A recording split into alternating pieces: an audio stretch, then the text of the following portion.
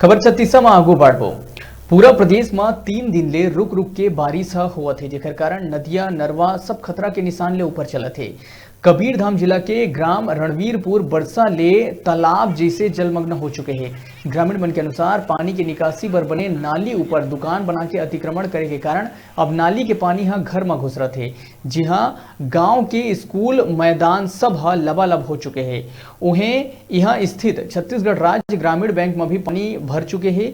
गांव के कतको घर में पानी घुसत है, जिनला निकाले बर लोगन ला भारी मशक्कत करे ला पड़त है। रणवीरपुर के ही राशन दुकान में भी पानी घुसे ले यहाँ रखे 520 कट्टा चाउर मले 36 कट्टा चाउर भीग के खराब हो गए हैं। राशन दुकान के सेल्समैन के द्वारा तुरते ताही में बचे चाउर ला दूसरा जगह में स्थानांतरित करे गई। ग्रामवासी मन के अनुसार नाली ऊपर अवैध निर्माण की शिकायत कलेक्टर ले करे जा चुके हैं।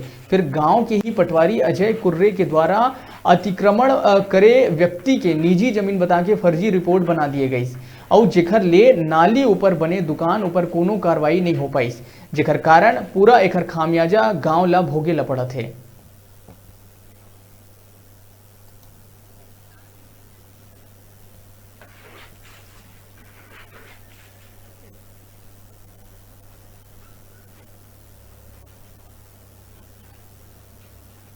नाली ला यह कर दे है, पूरा हमार घर है बुरा थे, नाली सब मुंडर है थे सब हमार घर बुरा थे। हम कहाँ रहा हम रणवीरपुर में अतः बहुत रात 2 दिन से लगातार बारिश हो रही है, जिसमें लगातार बारिश होने के कारण एक 2-2 फीट पानी भर चुका है।